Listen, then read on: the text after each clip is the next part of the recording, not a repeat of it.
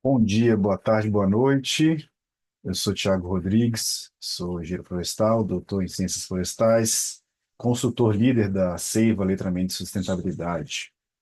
Eu estou aqui para ministrar uma das aulas do curso de Critérios de Sustentabilidade no Procedimento de Contratação Pública, justamente a aula 4, que teve algum problema de gravação e não vai ser no mesmo formato que as outras, né, que teve interação dos participantes. Infelizmente, a gente não conseguiu registrar aquela aula, mas vou passar o conteúdo nessa oportunidade e lógico que tem QR Code, tem e-mail, né? Ao longo da aula vocês vão ver bastante coisa aí que vão permitir vocês me alcançarem para a gente conseguir discutir qualquer outra questão que possa surgir, né, de dúvidas, de causos, né, de experiências, né, de trocas e de potenciais parcerias, tá bom? Vou começar a compartilhar na tela. Acho que já chegou. Bem, essa daqui é a Seiva, a minha empresa, está responsável por esse curso, critérios de sustentabilidade nos procedimentos de contratação pública. Então, esse aqui é o material didático que, inclusive, também vai estar à disposição.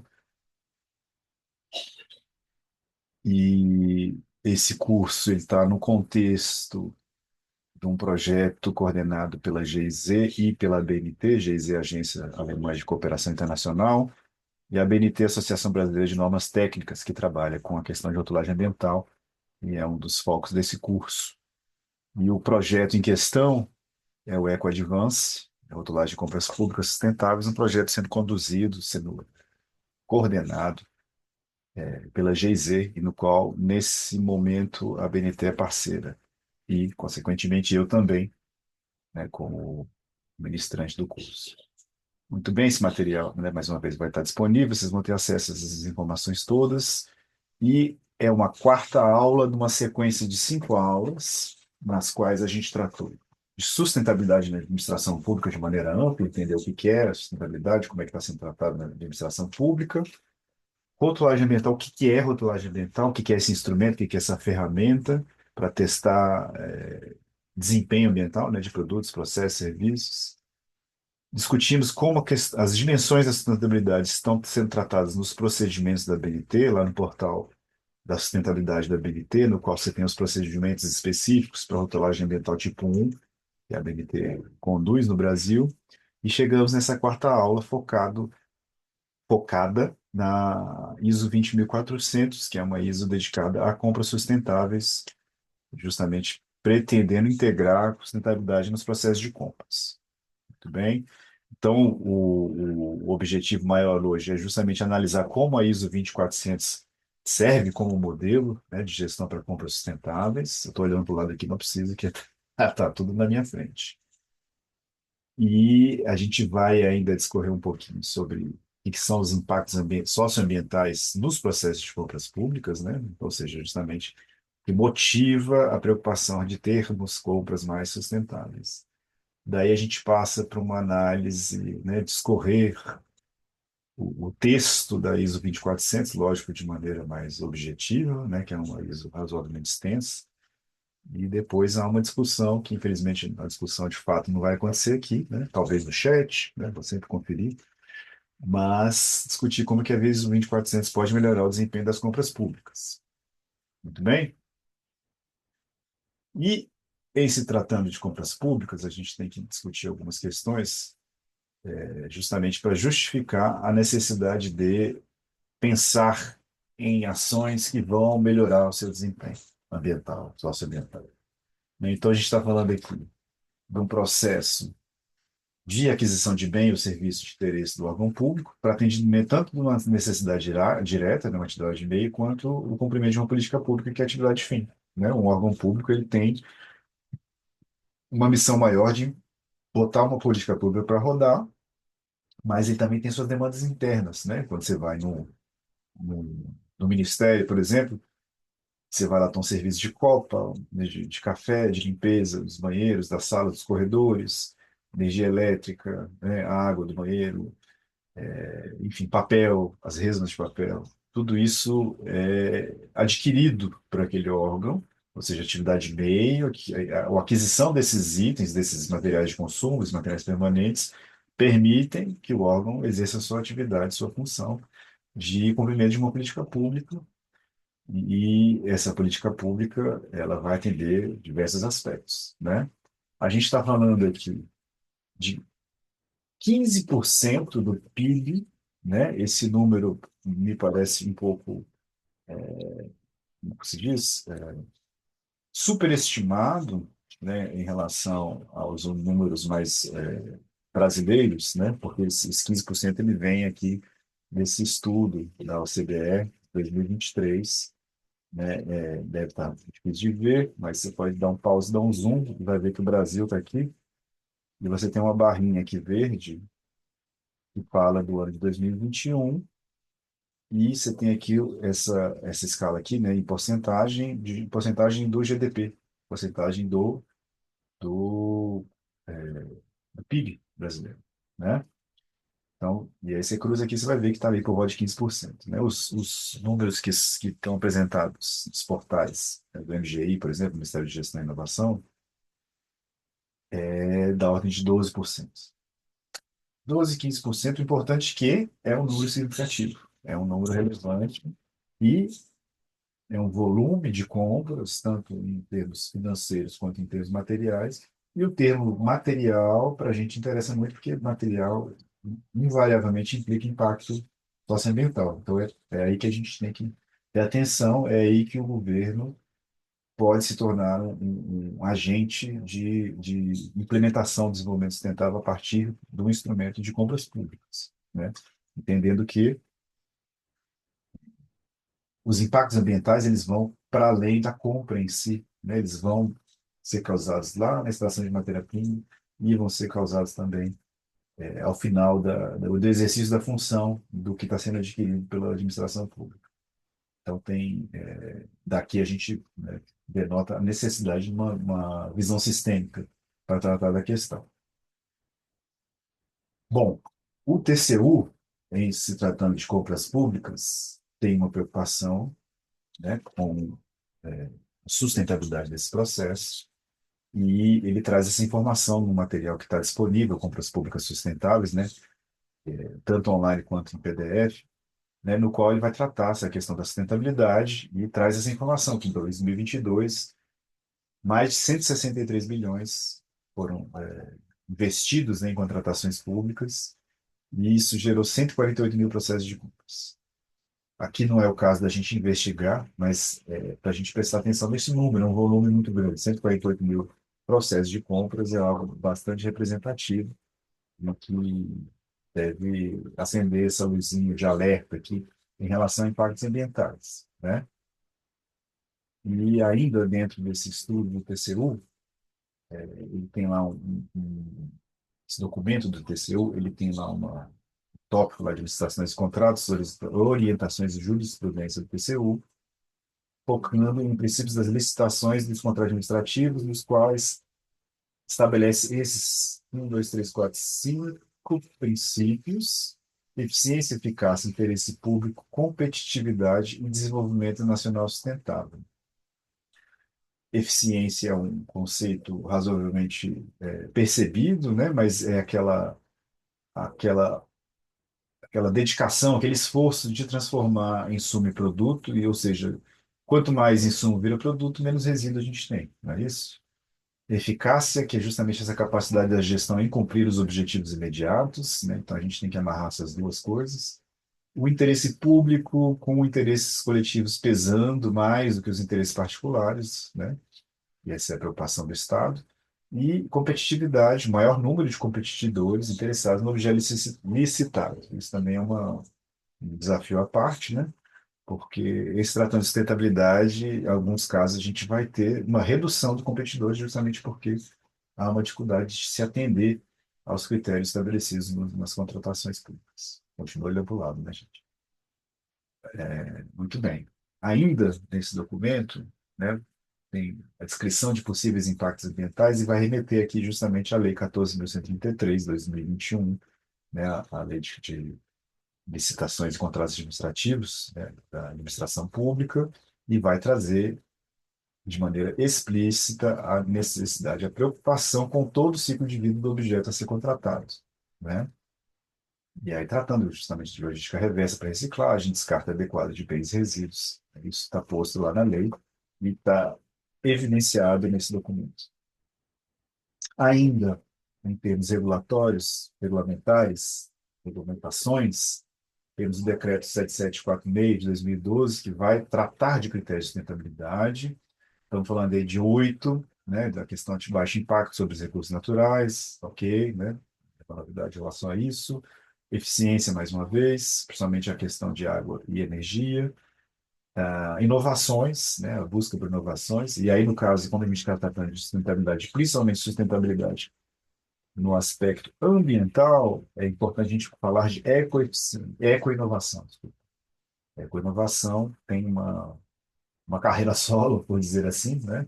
É um objeto de preocupação, de análise, de estudos, né? E que faz todo sentido, né? Inovação, por inovação, que vai trazer ganhos tecnológicos barra econômicos, não podem causar mais impactos ambientais, né?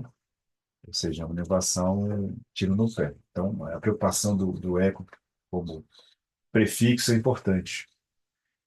Origem ambientalmente regular, né?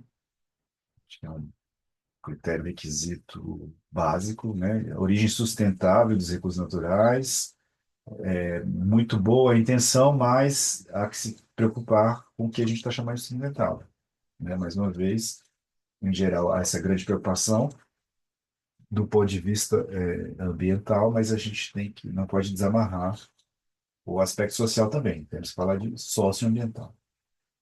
E para fechar, um foco aqui em produtos florestais madeireiros, não madeireiros, originários de manejo florestal sustentável. Eu costumo dizer que o desenvolvimento sustentável nasce na floresta, né?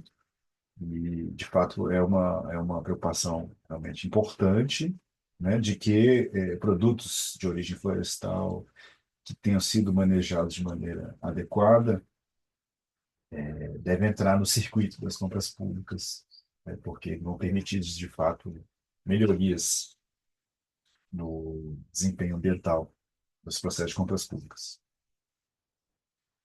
Muito bem.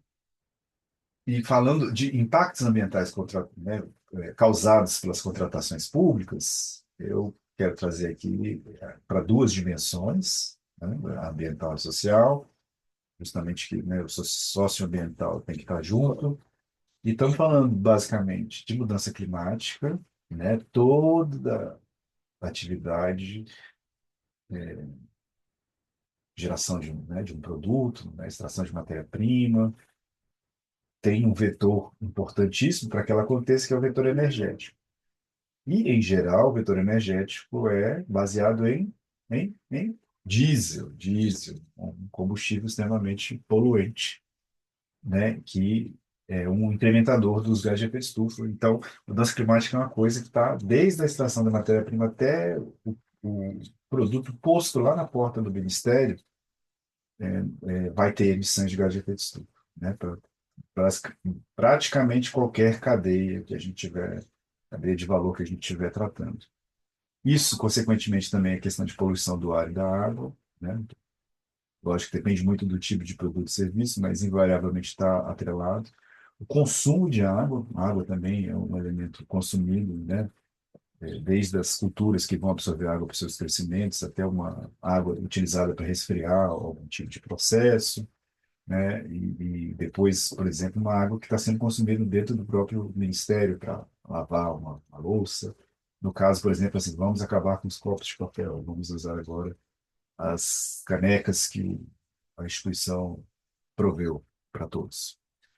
Energia também, né? Não tem como desamarrar, e lógico, geração de resíduos, né? Tem uma outra sequência de potenciais impactos, mas esses provavelmente são os mais evidentes. E tem os sociais, que são bastante críticos, que infelizmente a gente ainda fala sobre eles, né? Isso, se fizer uma busca aí nos jornais, né? Na mídia, você vai achar notícias sobre trabalho infantil, sobre trabalho análogo à escravidão, né? A questão de desigualdade de gênero ainda, para alguns setores, é muito crítica, né? A questão de diversidade e inclusão também. e condições insalubres de trabalho, né? Ou seja, esses são alguns poucos exemplos de impactos sociais que podem estar vinculados a um produto, né? Por isso a importância dessa visão sistêmica, dessa abordagem sistêmica e holística, tá bom? Logicamente, depende do produto ou serviço adquirido. Bom, e como é que a gente combate esses problemas, né? A gente tem a Agenda 2030 como esse guia global de como sermos melhores do ponto de vista da sustentabilidade, e a sustentabilidade ampla, tá? Do ponto de vista ambiental, social, econômico, por vezes cultural também, né? Por vezes político.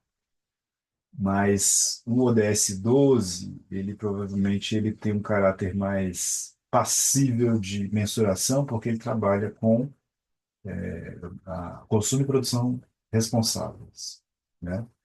E ele tem como objetivo maior assegurar padrões de produção e de consumo sustentáveis. Mais uma vez, a gente tem que discutir bastante o que está sendo dito quando estamos falando de sustentável. Mas o ODS 12 tem lá 11 metas e 13 indicadores, e os indicadores são onde a gente consegue potencialmente medir o alcance do objetivo, tá? E a gente tem uma meta dedicada de maneira explícita a tratar das compras públicas, a 12.7, que é promover práticas de compras públicas sustentáveis de acordo com as políticas e prioridades nacionais. Muito bem. Então, promover práticas, como é que você mede isso? Então, aí tem a proposta de um indicador 12.7.1, no qual vai medir o grau de implementação de políticas e planos de ação para compras públicas. Iniciativa muito importante, né, muito válida. A gente precisa de planos, a gente precisa de modelo, de referências, né? E o que eu estou entendendo como implementação é a política promulgada, né? Assinada lá pelo presidente, pelo presidente da Câmara, né? Pela Câmara de Vereadores, enfim. E os planos de ação também publicados, né? Para opa, agora está posto, né? Nesse momento que eu estou aqui falando com vocês. Temos o Plano Nacional de Economia Circular que está em consulta pública, e terminada a consulta pública, eles vão absorver o que é tudo contribuições importantes, relevantes, e vai ser publicado. Entre ser publicado e ser efetivado, são outros 500, né? Justamente porque se nesses planos você não tem a previsão de nenhum método, nenhuma forma de cobrar, né? Fica complicado de fato, né? Ou seja, a implementação de políticas públicas não necessariamente implica em melhores compras públicas, tá? Mas vamos partir do princípio de que vai ver esse tipo de iniciativa vai trazer, de fato, sensibilização, né, nos atores envolvidos e, no final das contas, vamos ter compras públicas sustentáveis, de fato, ou menos insustentáveis. Muito bem. Agora, falando da 14.133, ela vai trazer lá o artigo 11, eu até falei um pouquinho disso antes, que o processo licitatório tem por objetivos. E aí, o primeiro deles é assegurar a seleção da proposta apta a gerar o resultado de contratação mais vantajoso para a administração pública, no que se refere ao seu indivíduo objeto de contratação. Importante aqui destacar é que o vantajoso é uma discussão à parte, mas é uma discussão, o vantajoso ele se olha a obra, se pretende mais além da questão do preço, além da questão técnica, ou seja, trazendo uma questão socioambiental também para o processo de implementação técnica, tá? Lógico que essa palavra vantajosa, ela fala com guarda-chuva e ali dentro a gente tem que tentar entender de que maneira a gente consegue, de fato, avaliar essa vantajosidade, né? Palavra interessante. Muito bem. Artigo 17 vai tratar justamente a questão de certificação por organização independente acreditada pelo MET, no nosso Instituto Nacional de Metrologia, qualidade e tecnologia como condição de aceitação. Então, certificação é um instrumento também muitíssimo importante, a partir do qual as pessoas podem se beneficiar, né, de maneira que produtos certificados por organização independente acreditada por metro vão garantir que a compra-pública, segundo aqueles critérios estabelecidos, estão atingindo um melhor desempenho no processo ambiental. E, lógico, falando de metro, falando de organização independente acreditada, a gente tem que falar de normalização, porque essas organizações são quem vão certificar a partir de normas estabelecidas, né? O que são essas normas? Elas são um processo, uma padronização de processos, né, que vão focar em eficiência de recursos, falando já sobre eficiência, em redução da geração. Vou dar uma pausinha. Assim, um minutinho.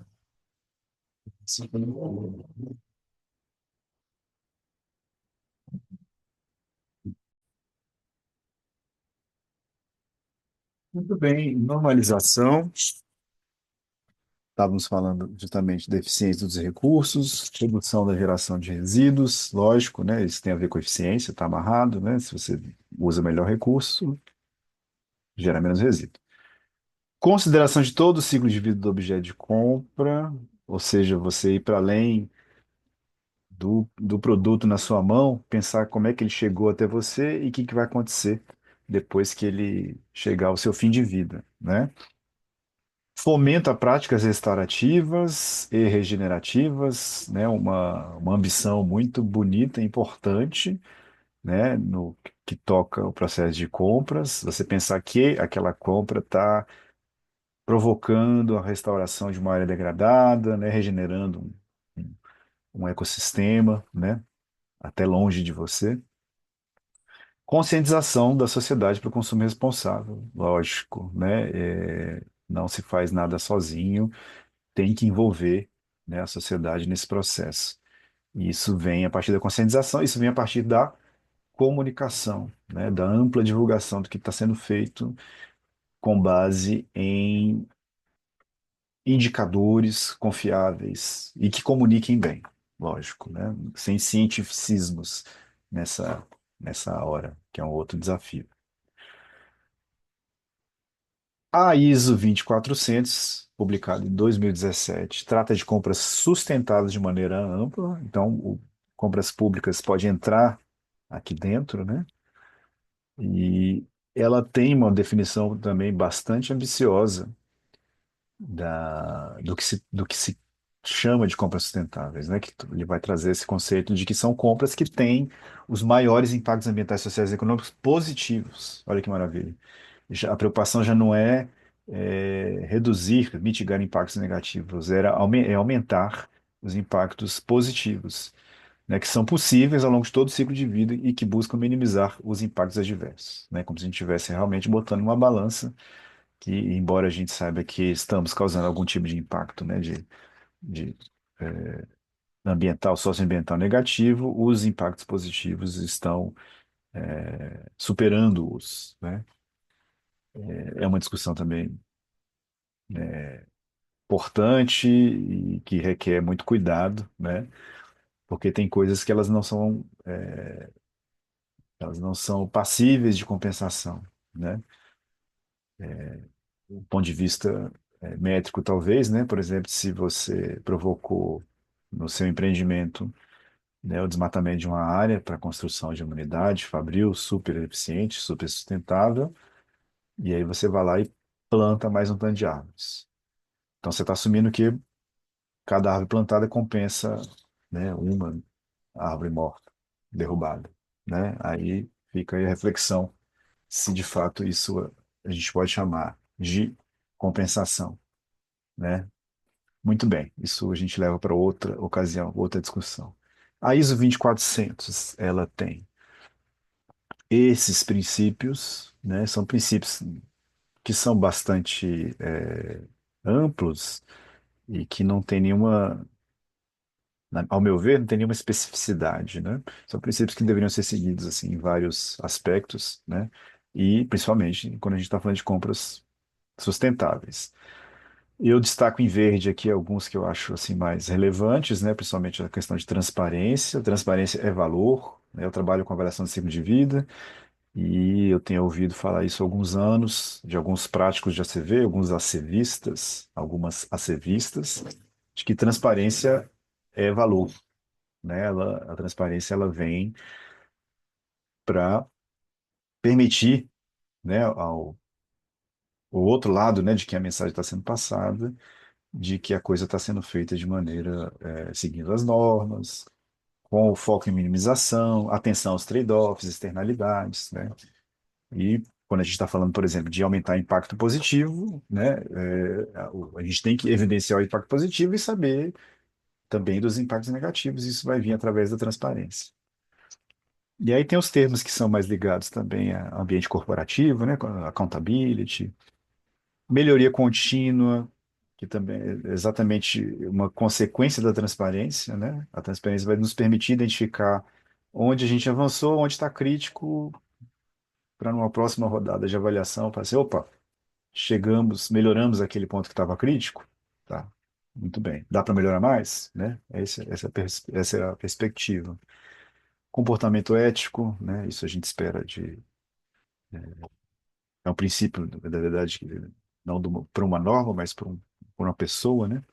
Respeito pelo Estado de Direito, análise de todos os custos, perspectiva de ciclo de vida do ponto de vista de custo, né? Do ponto de vista financeiro, cifrão, oportunidades justas e plenas, respeito às partes interessadas, ou seja, inclusão de todo mundo que está envolvido nesse processo, nessa cadeia, para tratar dessa questão, né? Pra gente quando a gente está falando de impacto positivo, aumentar impacto positivo, a gente tem que entender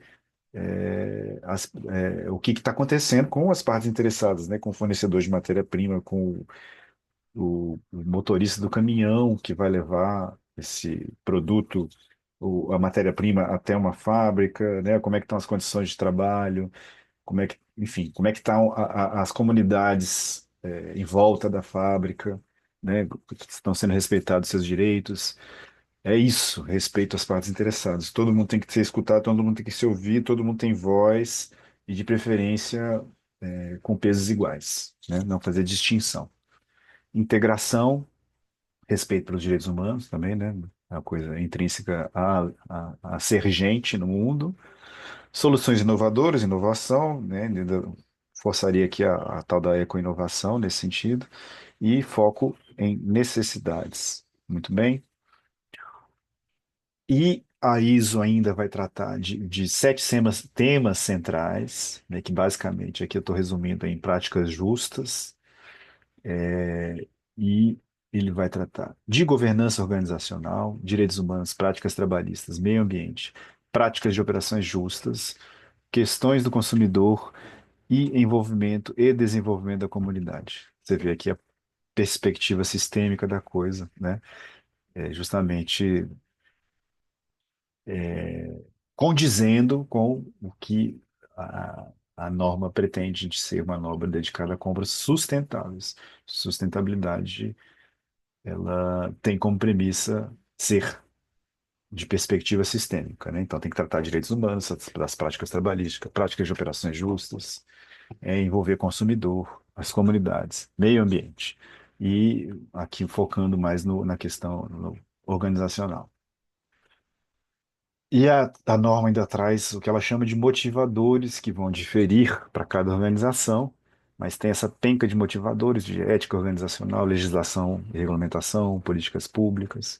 Aí tem umas mais ligadas ao aspecto social, né, confiança dos investidores, né, das partes interessadas, né? As expectativas das partes interessadas, a liderança, cliente, consumidor, essa relação, os trabalhadores, comprometimento dos fornecedores. Ainda, segurança das cadeias de suprimento, inovação, gestão de riscos, vantagem competitiva, otimização de custos e criação de valor econômico, né? São todos motivadores para a aplicação da norma nos seus processos de compras para que elas se tornem mais sustentáveis, né? Ou seja, você pode ter um ou todos ou metade, né? Mas algum desses aqui tem que estar de maneira muito evidente como motivação para que você torne seu processo mais sustentável, né? Muito bem. Algumas considerações chaves que a norma traz, né? A gestão de riscos internos e externos, a questão de due diligence, né? A diligência devida para prevenção e controle de impactos adversos, priorização por relevância e significância, influência sobre fornecedores e evitar qualquer forma de cumplicidade. Então, vamos entrar um pouquinho nessas considerações-chave, né? Em se tratando de gestão de riscos, qual que é a, a proposta da norma, né? Tanto para interno quanto externo? Que seja identificado, que você consiga estabelecer uma ordem de priorização e aí você passa para o processo de gerenciamento, né? Gestão de risco, ela pode vir a ser um processo bastante subjetivo, né? Às vezes há uma dificuldade, inclusive, de estabelecer fronteira, o que que é risco interno, o que que é risco externo, e quando a gente está falando de priorização, a gente vai exatamente identificar aquilo que é crítico no curto prazo e a questão de magnitude, né? Que tipo de impacto que aquele risco não tratado pode trazer.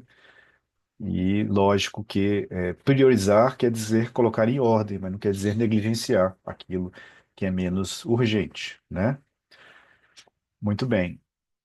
Em relação a due diligence, né, um termo também muito aplicado em ambiente corporativo, para prevenção e controle, é aqui uma antecipação, né? Uma antecipação para prevenir e controlar os tais dos impactos adversos, né, relativos, por exemplo, à cadeia de suprimento, né, o que tem de impacto potencial,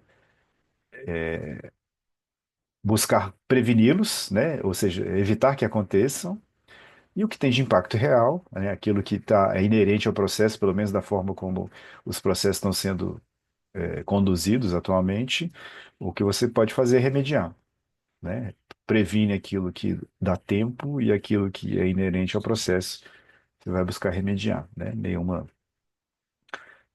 novidade em relação a isso. Priorização por relevância e significância, tá? E aí estamos falando de relevância. O que que é relevância aqui na situação da ISO 20400? É sustentabilidade aplicada à organização, né? É uma coisa para dentro. O que que é relevante para dentro? E a significância é o que que a atividade da empresa vai impactar em termos de sustentabilidade, né? A atividade da organização vai impactar.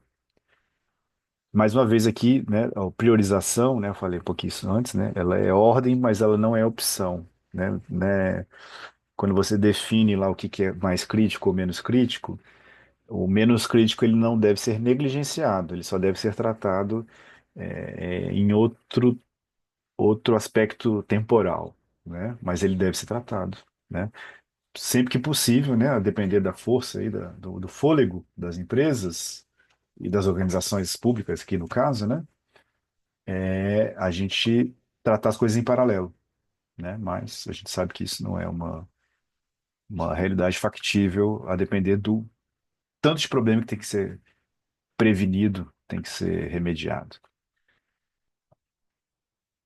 E a questão de influência sobre fornecedores, mais uma vez, essa aqui é uma explicitação da perspectiva sistêmica que a sustentabilidade requer, né? A gente precisa que a conversa, a relação com fornecedores ela mude comportamentos, né? E aqui tem algumas formas de influência sobre os fornecedores, né, em relação a grau de controle, termos de contrato, proporção de vendas, vendas futuras, vantagem reputacional, reputação, colaboração e engajamento do governo, né? E aí há um foco aqui no governo porque é onde a gente tem como, enfim, o curso é voltado, né, para as contratações públicas. E engajamento do governo é justamente o governo, por meio de políticas públicas, por exemplo, engajar os fornecedores.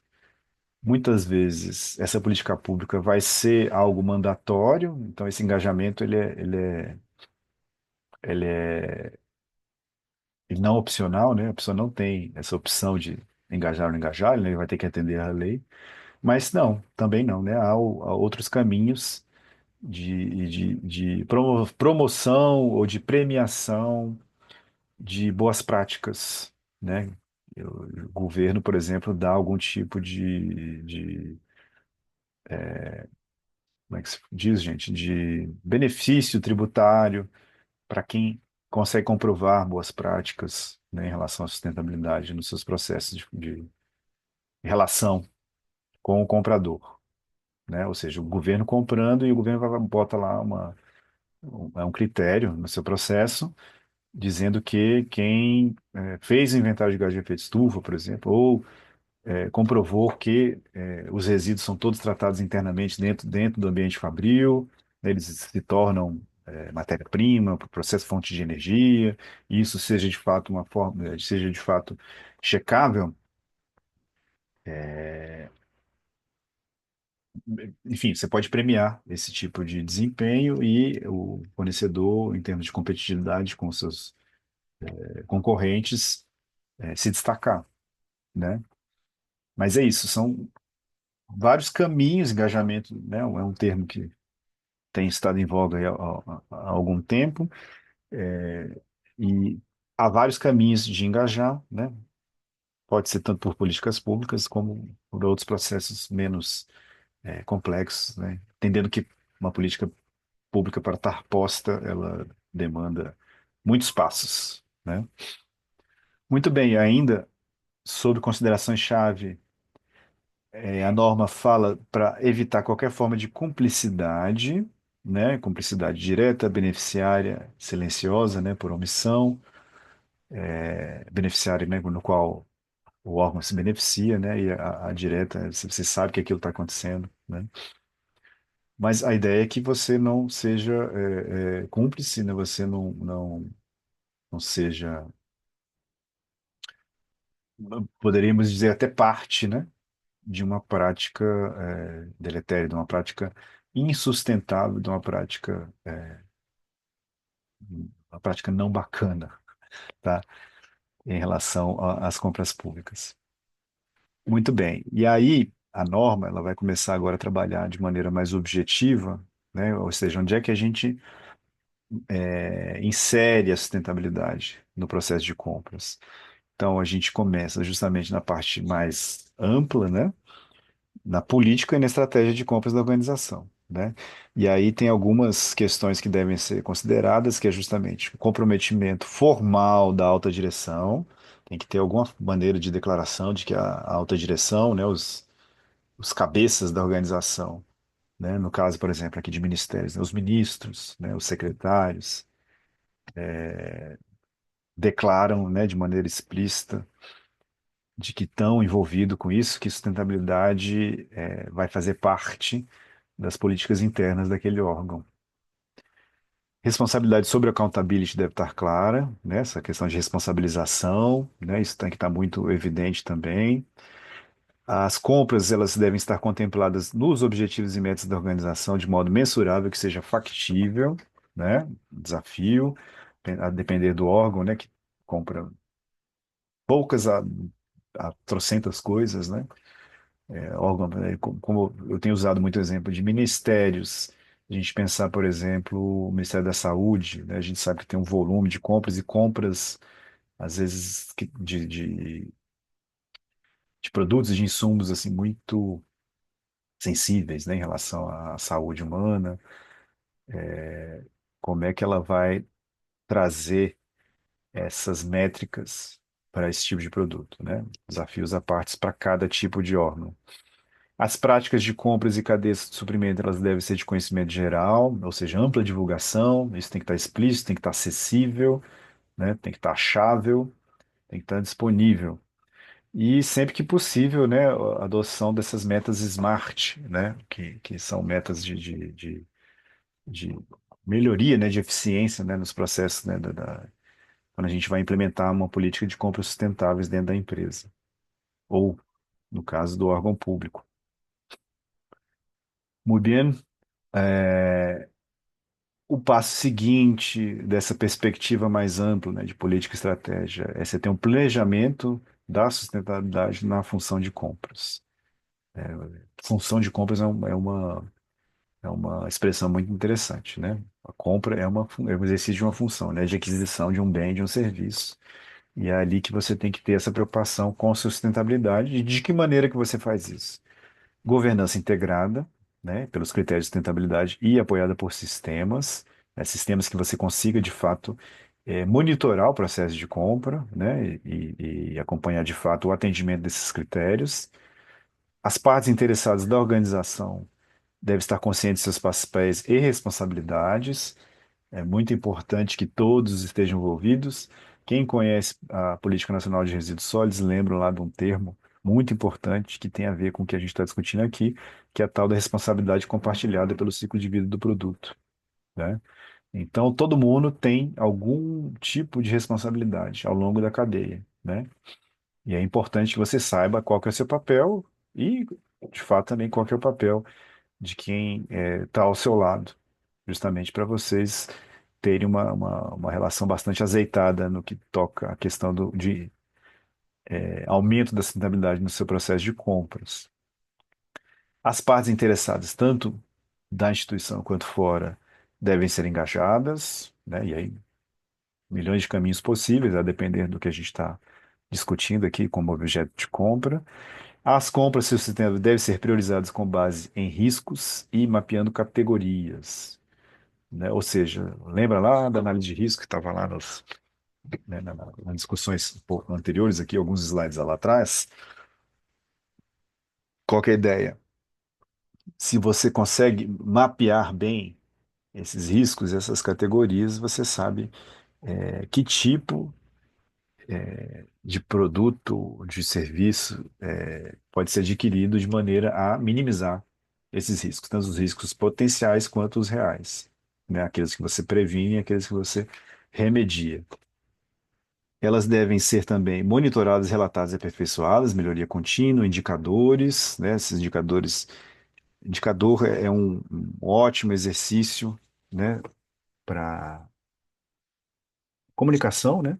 A gente sabe que às vezes as coisas são muito complexas e por meio de um indicador bem construído, você consegue transmitir uma informação, né? Por exemplo, de que o, o o produto adquirido ele é carbono neutro, por exemplo, né? Atrás do termo carbono neutro, há uma série de premissas, de cálculos que devem ser feitos, né, numa perspectiva sistêmica, né, desde lá da extração da matéria-prima até o descarte final, né, onde que tem emissão, onde que tem absorção, parará. Muito bem, e isso tudo pode gerar um número que vai te dizer, né, um indicador que vai dizer que esse produto é carbono neutro, ou vai te dizer o quanto que ele está próximo de ser carbono neutro, né? E mecanismos de reclamação, ou seja, permitir a comunicação entre as partes interessadas, né? O envolvimento de todos de maneira bastante fácil, né? No qual todos possam se manifestar, né? Todas as partes interessadas possam se manifestar. E justamente o mecanismo de reclamação, ele é potencialmente um instrumento para explicitar algum risco iminente, por exemplo, né? Isso é uma coisa importante da gente ter em mente, né? Justamente que, inclusive, que esse mecanismo de reclamação, né, ele seja um espaço para essas manifestações e depois, né, as partes que sabem das suas responsabilidades, numa perspectiva de governança integrada, eu amarrando aqui os itens, né, eles consigam, de fato, transformar aquela informação, aquela reclamação em um potencial risco ou já num fato, né, que precisa ser remediado, ou numa coisa que pode ser prevenida. E já passando para a parte de aplicação da sustentabilidade no processo de compra, né, a gente estava no planejamento, agora vamos aplicá-la, né? As práticas sustentáveis, elas devem ser integradas ao processo de compras já existente, né? Então, você já tem práticas que elas vão ser pintadas de verde no melhor dos sentidos, tá? Que a ideia é justamente que não seja só uma casca verde, mas que seja uma coisa que vá, de fato, entrar no processo. E tudo que não for muito verde, justamente numa perspectiva de melhoria contínua, vai ser sempre tratado, né, para melhorar. Ou seja, né, estamos sempre melhorando o processo. Naquela utopia de que vamos chegar no processo perfeito, super regenerativo, super restaurativo, né? Muito bem, e aí a gente tem 5 etapas, né? O planejamento, que a gente vinha falando bastante, que vai nos ajudar a definir requisitos, que por sua vez vai permitir a seleção de fornecedores que vão atender tais requisitos, integralmente, parcialmente. até chegar ao processo de compra efetivamente, que vai ter um gerenciamento, monitoramento desse contrato e uma análise crítica do contrato, que é justamente onde a gente vai, né, pegar aqui os pontos mais relevantes, que merecem atenção, que vão implicar em riscos futuros, que são coisas que precisam ser remediadas e que vão provocar uma nova rodada de planejamento para que a gente consiga melhorar o processo. Muito bem. E na etapa de planejamento, né, é justamente ver o que tem de mais relevante, né, em termos de riscos, de partes interessadas e de critérios adequados, né? Isso tudo tem que estar amarrado, né? O critério adequado, às vezes, da perspectiva de quem está só comprando, é diferente de quem está só fornecendo. Então, como é que você chega num caminho do meio aqui, né? É justamente sabendo quem são as partes interessadas e as ouvindo, né? Que aí a gente vai levantar os riscos. E levantar esses riscos, avaliação e priorização de riscos e oportunidades na perspectiva de ciclo de vida. Olha aí que maravilha. Ou seja, uma perspectiva sistêmica, holística, né? Os riscos eles podem estar muito longe, inclusive geograficamente, temporalmente, do objeto de compra, né? Mas ele tem que entrar na conta, justamente porque o processo de compra é provocador daquele risco. Ao você efetivar uma compra de um produto, de um serviço, você vai invariavelmente estar provocando um impacto ambiental lá na extração da matéria-prima, né? E isso pode ser muito crítico. Também, do ponto de vista de cifrão, do ponto de vista financeiro, uma análise de custos, né? Não uma perspectiva de custo e ciclo de vida, ou seja, exatamente uma análise uma análise financeira para além da aquisição do produto, mas pensando, né, na manutenção, né, no desfazimento, né, no fim de vida. Análise das necessidades organizacionais sob uma perspectiva de economia circular, né, casamento aqui é interessante, meio complicado, né? As necessidades organizacionais não necessariamente vão casar com a economia circular, né? Não vamos entrar no detalhe aqui, né, do que seriam essas perspectivas, né, mas a economia circular ela tem três princípios, né, de diminuição de resíduos, valorização da matéria, né, em mais ciclos e ser regenerativa também, né? E isso às vezes não está de maneira explícita alinhado às necessidades organizacionais. Então, tem que ter um letramento ali dentro da organização para que consiga fazer esse casamento aqui. A análise de mercado, isso é uma coisa que já está, os setores estão habituados, né? Só que agora com a perspectiva da sustentabilidade, né? De que maneira que a gente supra essas necessidades sustentáveis. E elaboração de estratégia de fornecimento, né? Aqui, entender, lógico que essa estratégia de fornecimento ela tem que estar amparada por tudo que vem antes, né? Sobre a questão de sustentabilidade, perspectiva de ciclo de vida e de economia circular. Muito bem. Fase seguinte, integração de requisitos de sustentabilidade nas compras, né? Então, ao construir o processo de compras, como é que você vai inserir ali requisitos e critérios de sustentabilidade de maneira a não interferir no processo de compra, na isonomia do processo de compra, principalmente. Muito bem quando está falando de compras públicas, tá? Principalmente. Como é que a gente faz essa integração? Primeiro, a gente tem essa definição dos critérios de sustentabilidade para as compras, e aí eles têm que ser verificáveis, justos e transparentes. Muito bem. Vocês imaginam a dificuldade que é, para alguns setores, a questão de verificação, né? Algumas coisas elas teriam que ser verificadas in loco. E aí, como é que o agente de compra pública vai conseguir isso? Né? Ele vai lá na fábrica, vai lá na fazenda, saber se aquela plantação de café que ele está comprando, que ele está adquirindo, que disse que é sustentável, que faz manejo dos resíduos, né? Está fazendo isso efetivamente, né? Enfim, alguns desafios que podem ser resolvidos, né, inclusive por rotulagem ambiental. Muito bem. Seleção dos tipos de requisitos, né, adequados para cada compra, descritivos e funcionais, não é funicionais, não existe essa palavra, tá? Exatamente requisitos relativos ao exercício da função do produto e que sejam descritivos também desse produto, né, de maneira a trazer, inclusive, a tal da transparência, né? A aplicação de requisitos mínimos e opcionais, né, obrigatórios e recomendados. Aqui também uma parte bastante sensível, né? Até quando você pode obrigar um requisito, né? E a obrigação de um requisito ele vai interferir de que maneira no seu processo de compra, né? Vai ferir isonomia, não vai? Pesquisa sobre dados e informações para os requisitos, né? As normas técnicas, né?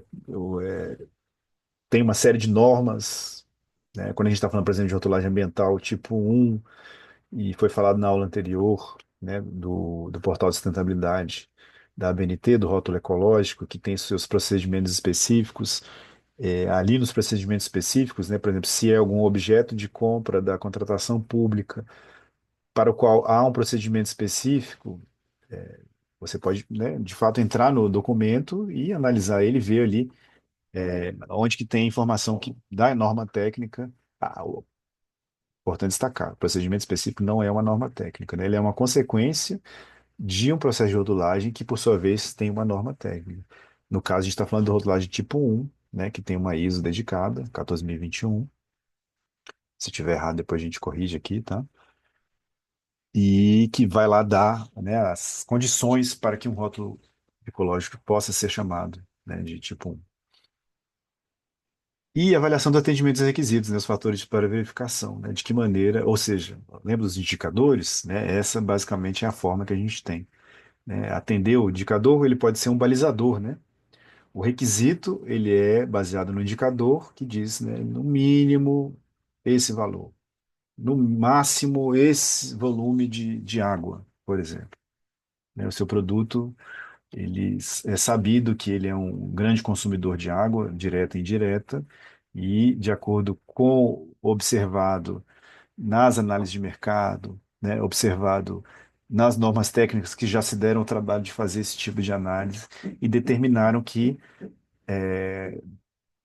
algum produto X ele tem que ter um consumo máximo de X metros cúbicos de água.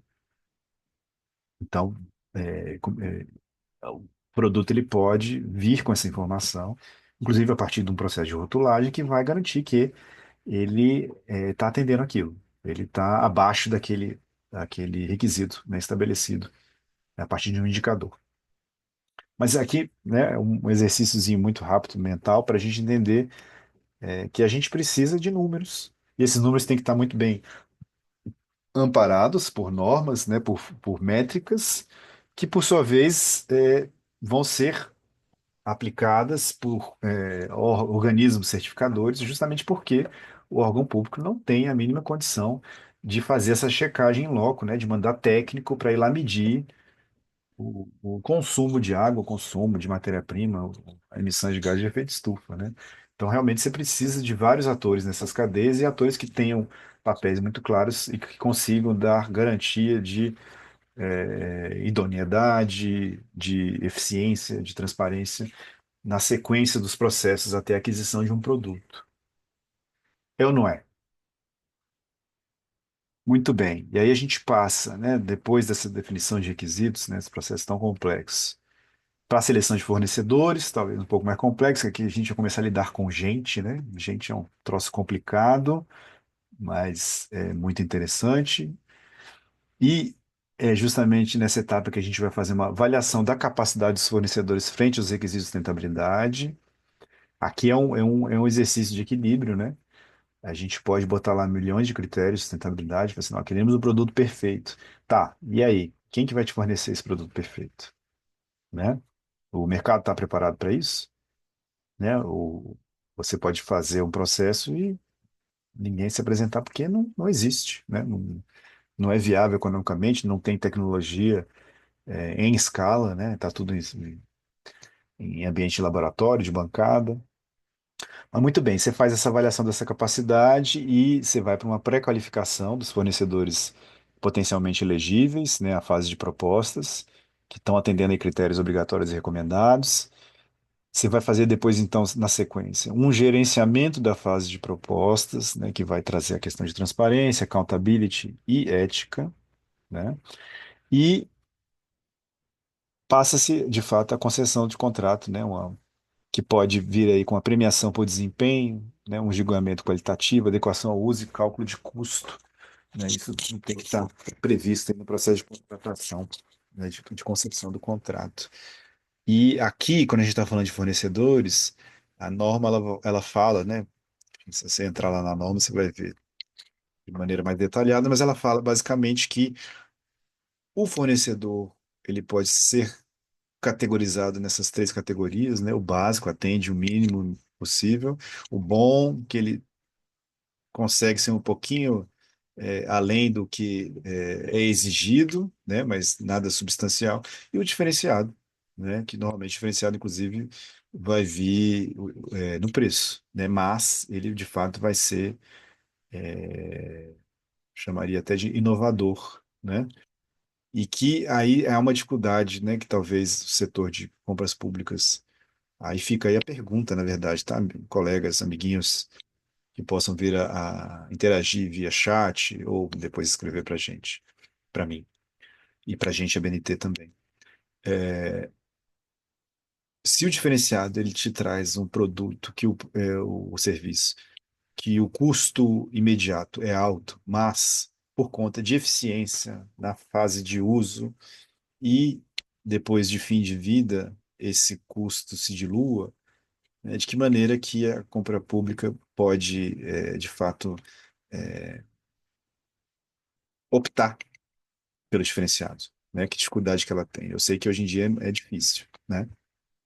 Você comprar um produto que ele vai ter uma diferença de preço, né, razoável, mas que a gente sabe que ao longo do seu ciclo de vida ele vai ser muito mais eficiente, né? Vai ser muito mais benéfico, inclusive do ponto de vista socioambiental, né? É uma questão aí para se discutir.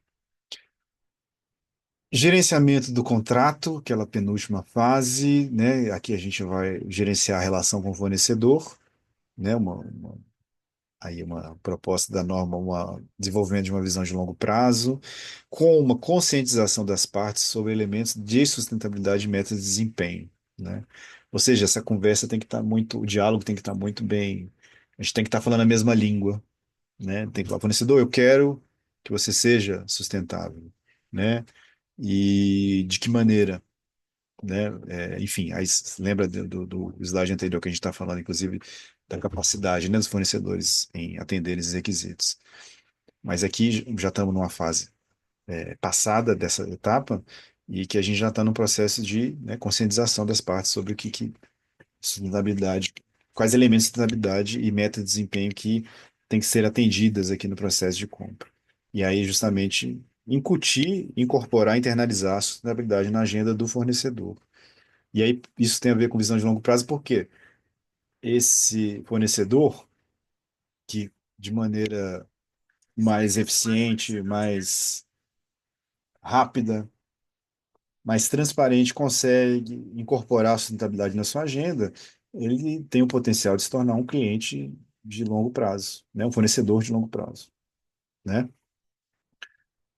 E para o gerenciamento de contrato de compras, o uso de plano de gestão adequado, né, com desempenho, relacionamento, falhas, fim de vida, iniciativas conjuntas, fornecedor-cliente, né, enfim, aqui é uma ferramenta, né, um plano de gestão que vai trazer principalmente essas questões, né, e o adequado também é subjetivo, mas a gente entende, né, o que se pretende aqui. Análise crítica de contrato de compras, aquela fase final, rodou todo o processo, a gente vai fazer uma análise justamente para identificar o que teve de crítico, né? Elas têm que ser periódicas, no intuito de trazer aprendizados para o processo que vão implementar, não, vão implementar, que vão provocar necessidade de melhorias na perspectiva contínua, né? Fizemos isso, essa questão, esse critério não foi muito bem, trouxe dificuldade, vamos melhorar. Na próxima compra, olho atento àquele critério Interferiu, não interferiu, né? Enfim, alcançamos uma melhoria, mínima que seja, né? Seguimos. Se espera que seja elaborado um documento informativo que vai servir de insumo para próximas compras, né? Para a estratégia de fornecimento, no qual vai ter identificado lá justamente questão de riscos e oportunidades para a sustentabilidade interna e externa, de que maneira que o alcance dos objetivos e metas foi, de fato, alcançado, né? Uma visão geral do desempenho da sustentabilidade e recomendações para os próximos contratos. E veja que aqui tem um caráter de sumário, né? É justamente que aqui você é um instrumento que você vai comunicar internamente para pessoas, agentes, colaboradores da organização que não têm uma relação direta, apesar de que sustentabilidade é transversal, né, para qualquer organização.